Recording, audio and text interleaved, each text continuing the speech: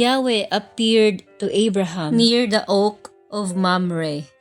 Abraham was sitting at the entrance to his tent in the heat of the day when he looked up and saw 3 men standing nearby. When he saw them, he ran from the entrance of the tent to meet them. He bowed to the ground and said, "My Lord, if I have found favor in your sight, do not pass your servant by. Let a little water be brought. Wash your feet, and then rest under the trees. I shall fetch some bread so that you can be refreshed and continue on your way, since you have come to your servant." They then said, "Do as you say." Abraham hurried into the tent to Sarah and said to her, "Quick, take 3 measures of flour, knead it, and make cakes." Abraham then ran to the herd, took a fine tender calf, gave it to the servant who hurried to prepare it. He took butter and milk, and together with the calf, which he had prepared, laid it all before them. And while he remained standing, they ate. They then asked, "Where is Sarah, your wife?" Abraham answered, "She is in the tent." And the visitor said, "At this same time next year I will return, and Sarah by then will have a son." Now Sarah was behind him, listening at the entrance of the tent. Abraham and Sarah were old, well on in years, and Sarah no longer had her monthly periods. Sarah laughed to herself, saying, "Now that I am old and worn, and my husband is an old man, am I to have this pleasure?" Yahweh said to Abraham, "Why did Sarah laugh, saying, 'Am I really going to have a child now that I am old?' Is there anything that is impossible for God?" At the same time next year, I will return, and Sarah by then will have a son." Sarah denied, saying, "I did not laugh," for she was afraid. But he said, "You did laugh." Abraham intercedes for Sodom. The men went away and turned towards Sodom. Abraham walked with them to set them on their way. And Yahweh said, "Can I conceal from Abraham what I am about to do?" Abraham, in fact, is going to become a great and powerful nation, and through him all the nations of the earth will be blessed. For I have chosen him to command his sons and his household after him to keep the way of the Lord by doing what is right and just, so that Yahweh may bring about for Abraham what he has promised him. Then Yahweh said, "How great is the cry for justice against Sodom and Gomorrah, and how grievous is their sin. I am going down to see if they have done all that they are charged with in the outcry that has reached me. If it's not so, I will know." The men with him turned away and went towards Sodom, but Yahweh remained standing before Abraham. Abraham went forward and said, "Will you really let the just perish with the wicked? Perhaps there are 50 good people in the town. Are you really going to let them perish? Would you not spare the place for the sake of these 50 righteous people? It would not be all like you to do such a thing, and you can't let the good perish with the wicked, nor treat the good and the wicked alike. Far be it from you. Will not the judge of all the earth be just?"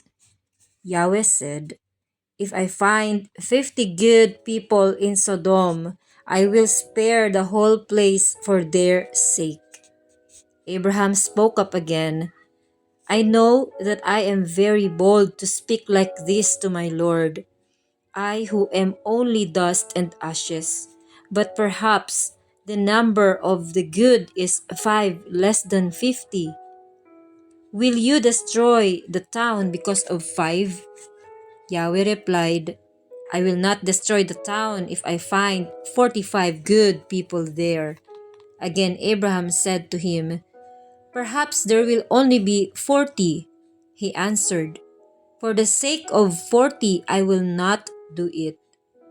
Abraham went on, saying, May my Lord not be angry, but let me speak just one more. What if only 10 can be found? And Yahweh answered, For the sake of 10 good people, I will not destroy Sodom. When Yahweh had finished speaking with Abraham, he left and Abraham went home. Genesis chapter 18 in Tagalog. Ipinangako ang pagsilang ni Isaac. Napakita si Yahweh kay Abraham sa Mamre sa may sagradong mga punong kahoy. Nooy kainitan ng araw at nakaupo siya sa pintuan ng kanyang tolda. Walang ano-ano'y may nakita siyang 3 lalaking nakatayo. Patakbo siyang sumalubong, yumukod ng halos sayad sa lupa ang mukha. At sinabi, Mga Ginoo, kung kainyong mamarapatin, magtuloy po kayo sa amin. Dito muna kayo sa lilim ng punong ito at ikukuha ko kayo ng tubig na panghugas ng inyong mga paa. Magpapahanda tuloy ako ng pagkain para manauli ang lakas ninyo bago kayo magpatuloy sa inyong paglalakbay. Ikinagagalak ko kayong paglingkuran habang naririto kayo sa amin. Sila'y tumugon, Salamat, ikaw ang masusunod. Si Abraham ay nagdudumaling pumasok sa tolda at sinabi kay Sarah, Madali ka, kumuha ka ng 30 librang harina at gumawa ka ng tinapay. Pumili naman siya ng isang matabang guya sa kulungan at ipinaluto sa isang alipin. Kumuha rin siya ng keso at sariwang gatas at inihain sa mga panauhin kasama ang nilutong karne. Hindi siya lumalayo sa tabi ng mga panauhin habang sila'y kumakain. Samantalang sila'y kumakain, tinanong nila si Abraham, Nasaan ang asawa mong si Sarah? Nandoon po sa tolda, tugon naman nito. Sinabi ng panauhin, Babalik ako sa 1 taon sa ganito ring panahon at pagbabalik ko'y may anak na siya. Nakikinig naman noon si Sarah sa may pintuan sa kanyang likuran. Silang mag-asawa'y kapwa matanda na at hindi na dinaratnan si Sarah. Napatawa ito ng lihim at ang wika, Ngayon pa namang ako'y lantana at laos na ang aking asawa. Saka pa ba kami magkakaanak? Bakit natawa si Sarah at sinabi pang, Ngayong tumanda siya'y saka magkakaanak? Tanong ni Yahweh, Mayroon bang di maaari sa akin? Tulad ng sinabi ko, babalik ako sa 1 taon at pagbalik ko'y may anak na siya. Dahil sa takot, tumanggi si Sarah at ang wika, Hindi po ako tumawa. Ngunit sinabi niya, Huwag ka nang magkaila, talagang tumawa ka. Idinalangin ni Abraham ang Sodoma. Nang umalis ang 3 lalaki, inihatid sila ni Abraham sa labasan. Umahon sila sa isang dako na natatanaw ang Sodoma. Sinabi ni Yahweh, Hindi ko dapat ilihim kay Abraham ang aking gagawin. Yamang pinili ko siyang maging ama ng isang makapangyarihang bansa. Lahat ng lahi sa daigdig ay pagpapalain ko sa pamamagitan niya. Pinili ko siya upang ipasunod niya sa kanyang lahi ang aking mga utos sa pamamagitan ng paggawa ng matuwid at pagpapairal ng katarungan. Sa gayoy matutupad ko ang aking pangako sa kanya. Kaya't sinabi pa ni Yahweh, Katakot-takot na ang sumbong sa akin laban sa Sodoma at Gomora at napakalaki ng kanilang kasalanan. Paroroon ako at aalamin ko kung ito'y totoo. Umalis ang mga lalaki at nagpunta sa Sodoma. Ngunit nanatili si Yahweh sa tabi ni Abraham. Itinanong ni Abraham, Lilipulin po ba ninyo ang lahat ng tao, may kasalanan man o wala? Sakaling may 50 matuwid sa lungsod, wawasakin po ba ninyo iyon? Hindi ba ninyo patatawarin ang lungsod dahil sa 50 iyon? Naniniwala akong hindi ninyo idaramay ang mabubuti. Hindi ninyo gagawin iyon sapagkat kung ganito ang mangyayari, parehong magdurusa ang masama at mabuti. Hindi ito mangyayari, makatarungan ang hukom ng buong daigdig. At tumugon si Yahweh, hindi ko ipahahamak ang lungsod dahil sa 50 matuwid. Ipagpaumanhin po ninyo ang aking kapangahasan, wika ni Abraham. Wala po akong karapatang magsalita sa inyo, pagkat alabok lamang ako. Kung wala pong 50 at 45 lamang ang matuwid, wawasakin ba ninyo ang lungsod? Hindi ko wawasakin dahil sa 45 iyon, tugon ni Yahweh. Nagtanong na muli si Abraham, kung 40 lamang, hindi ko wawasakin ang lungsod dahil sa 40 iyon, tugon sa kanya.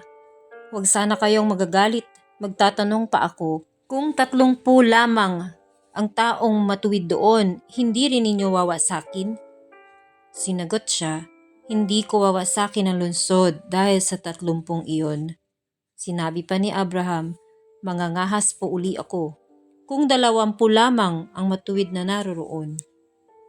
Hindi ko pa rin wawasakin ang lungsod dahil sa 20 iyon, muling tugon sa kanya. Sa katapusay sinabi ni Abraham, ito na lamang po ang itatanong ko. Kung 10 lamang ang matuwid na naroon, hindi ko pa rin wawasakin ang lungsod dahil sa 10 iyon, tugon ni Yahweh. Pagkasabi nito, umalis na siya at umuwi naman si Abraham. To God be all the honor, praise, and glory in the reading of His scriptures. Amen.